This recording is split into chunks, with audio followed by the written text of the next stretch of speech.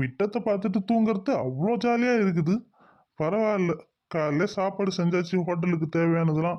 ஆனால் இன்னும் ஒரு கஸ்டமர் கூட வரல. இதுக்கப்புறம் தான் வருவாங்க போல. சரி, வந்த உடனே நல்லா கவனிக்கணும். கொஞ்ச நேரம் தூங்குவோம். நைட்டு டிஃபன் கடை போடலாமா வேணாமா? இவ்வளோ நாள் காலைல மட்டும் தான் போட்டோம். நைட்டு போடலாமா வேணாமா? சரி விடு. காலையிலே காற்று வாங்குது. நைட்டு மட்டும் இன்னும் ஓடவா போகுது? நாம் இனிமேட்டு காலையிலே சமைச்சிட்டு காலைல கடையை மட்டும் பார்ப்போம். நைட்டு கதையோ வேணாம். ஏதோ கஸ்டமர் வர்ற மாதிரி சத்தம் கேட்குது. சரி வரட்டும், பார்ப்போம். வந்துட்டு நம்ம படுத்துருக்கிறத பார்த்து கடை காற்று வாங்குதுன்னு நினச்சிட்டு போயிடுவாங்க திருப்பி. அதனால முதல்ல எழுந்து உக்காருவோம். அட, என்னடா இது, கஸ்டமர் வரும் பார்த்தா 2 குட்டி பசங்க வந்திருக்குது. சரி, என்னன்னு தான் கேட்போம். அங்கிள், உங்க ஹோட்டல்ல சூடா என்ன இருக்கு அங்கிள்? குட்டி பாப்பா, சூடா அடுப்பு கறி மட்டும்தாம்மா இருக்குது. ஐயோ அங்கிள், நாங்க சாப்பிட்றதுக்கு சூடா என்ன டிஃபன் இருக்குன்னு தான் கேட்டோம். உங்க கடையில அடுப்பு கறி இருக்கா நாங்க கேட்கவே இல்லை. ஓ அப்படியா? சரி சரி. எங்கள் கடையில் வந்து சுட சுட தோசை, இட்லி, சப்பாத்தி, சாம்பார், சட்னி, அதுவும் இல்லை ஸ்பெஷலாக வந்து கேவுரு சேமியா புட்டு ஒன்று வச்சுருக்கோம். அதுவும் நல்லாயிருக்கும். கொஞ்சோண்டு டேஸ்ட் பண்ணி பாருங்கள், எப்படி இருக்குன்னு சொல்லுங்கள். அங்கிள், உங்க கடையில வந்து இந்த பூரி மசாலாலாம் எதுவும் இருக்காதா? ஏ கையல், கண்மணி, சும்மா இருக்க மாட்டீங்க. வீட்டில் தான் பூரி சாப்பிட்டீங்க, இங்கே வந்து பூரி தான் கேட்கணுமா? ஆமாம், மசாஜ் படி சொல்லு. டெய்லி நீ பூரியா சுட்டு கொடுக்குற. காலையில் இட்லினா சாயந்தரம் தோசை, காலையில் தோசைனா சாயந்தரம் இட்லி. இப்படியே தானே வாரத்துக்கு 5 நாள் ஓட்டுறீங்க. மீதி 2 நாளில் எதாவது செஞ்சு தருவீங்களான்னு பார்த்தா அப்போ வந்து நீங்கள் என்ன பண்ணுறீங்க? உப்புமா செய்கிறீங்க, அதை விட்டு கஞ்சி காய்ச்சுறீங்க. இதேமாரி தானே போகுது. எங்களுக்கு பூரி வேணும். சரிங்க, சுட சுட இட்லி இருக்குது, தோசை இருக்குது, சப்பாத்தி இருக்குது. உங்களுக்கு என்ன டிஷ்ஷுங்க வேணும்? ஆளுக்கு ஒரு தோசை வைங்க. தொட்டுக்க வடகறி அது மாதிரி ஏதாவது ஸ்பெஷலாக வச்சுருக்கீங்களா? இல்லைங்க, எல்லா தோசைக்கும் இட்லிக்கும் சட்னி சாம்பார் மட்டும்தாங்க தொட்டுக்க, வேறு எதுவுமே செய்யலைங்க. அம்மா, போய் இந்த ஹோட்டலுக்கு தான் இட்டுட்டு வருவேன். சட்னி சாம்பார் இதை தவிர வேறு எதுவுமே இல்லையே. இதுதான் நாங்கள் வாரத்துக்கு 5 நாள் சாப்பிட்றோம். இட்லிக்கு தோசைக்கு சட்னி சாம்பாரை மாற்றி மாற்றி வச்சு சாப்பிட்றோம்.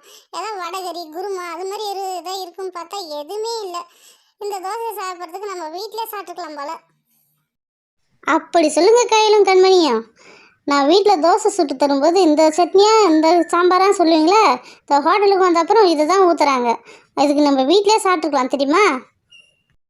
ஆமாம்மா, இந்த ஹோட்டல் சட்னி சாம்பாருக்கு நம்ம வீட்டில் செய்கிற சட்னி சாம்பாரே பரவாயில்லம்மா. என்னம்மா நீங்கள் இந்த ஹோட்டலுக்கு இட்டு வந்திருக்கீங்க? அம்மா, இந்த தோசை நல்லாவே இல்லைம்மா. அடுத்தது வேற ஏதாவது சொல்லுமா, நான் அதையே சாப்பிட்றோம்.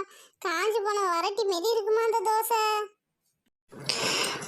அங்கிள், உங்கள் ஹோட்டலில் noodles, fried rice, chicken, mutton, biryani, நானு ஏதாவது இருக்குதா அங்கிள்? நான் மட்டும்தாம்மா இருக்கிறேன், நான் இல்லைம்மா. ஏ பசங்களா, சீக்கிரம் சாப்பிடுங்க, சிரிக்காதீங்க. மணி ஆகுது பாரு. அடுத்தது என்ன வேணும்னு சொல்லுங்க. பசங்களா, இட்லி இருக்கு, சாப்பிட்றீங்களா? சரி சரிங்க, ஆளுக்கு ஒரு இட்லி மட்டும் வச்சுருங்க. அது போதும். அது சாப்பிட்டதுக்கப்புறம் என்ன வேணும்னு பார்ப்போம். ஐயோ, மீண்டும் மீண்டுமா? அதே சட்னி அதே சாம்பாரா? ஐயோ ஐயோ, இட்லியா இது? கருங்கல் மாதிரி இருக்குது. ஐயோ, ஆணி அடிக்கலாம் போல் செவுத்துல வச்சு. அதுக்கப்புறம் டஸ்க்குக்கு வந்து முட்டு கொடுக்கலாம் போல். இட்லியா இது? இதுக்கு நம்ம அம்மா சுடுற இட்லியே பரவாயில்ல, சாஃப்டாக இருக்குது. இவர் என்ன இட்லியா சுட்டுக்காரு? கருங்கலை சுட்டு வச்சுருக்காரு.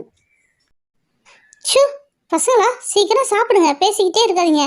நம்ம அடுத்தது கடைக்கெல்லாம் போகணும். சீக்கிரம் சாப்பிட்டு வாங்க பசங்களா. ஐயோ, இந்த இட்லியை நம்ம சாப்பிட்டா மென்னாவே பல்லு போயிடும் போல. அந்த அளவு கருங்கல் மாரி இருக்கு. இதுல உளுந்து போட்டாரா இல்லை இவரே உளுந்து வாரினாரா? எனக்கு ஒண்ணுமே புரிய மாட்டேங்குது. இட்லியா இது? எனக்கு வர கோவத்துக்கு இந்த இட்லியை தான் அவன் தலையில போட்டு அடிச்சுடுவோம் போல இருக்கு எனக்கு. அம்மா சுட்ட இட்லியை பேசினால, இது உனக்கு தேவைதான். சரி சரிங்க. அடுத்தது நம்ம ஹோட்டலில் வந்து சப்பாத்தி இருக்குது. சப்பாத்தி நல்லா இருக்கும், வேணா ட்ரை பண்ணி பார்க்குறீங்களா?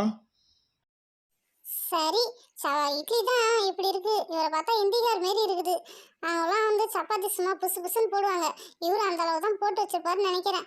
சரி, அந்த சப்பாத்தி ஒன்று வைங்க எல்லாருக்கும். இந்த சப்பாத்திக்காவது ஏதாவது குருமா அது மாதிரி ஏதாவது வைப்பீங்களா?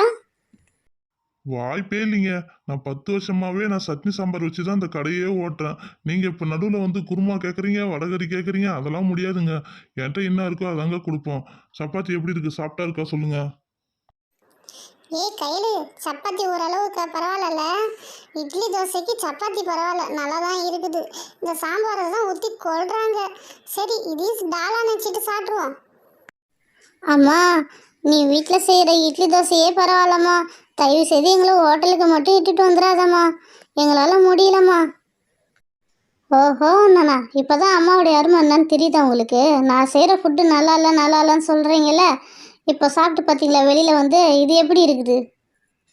அம்மா சாரிம்மா, என்றைக்குமே வீட்டில் செய்கிற உணவு தான் சிறந்ததுன்னு நான் இன்னைக்கு தெரிஞ்சுக்கிட்டோம். இனிமேட்டு நீங்கள் வீட்டிலே செஞ்சு கொடுங்கம்மா. ஏங்க பில்லை போடுங்க. 3 இட்லி, 3 தோசை, 3 சப்பாத்தி.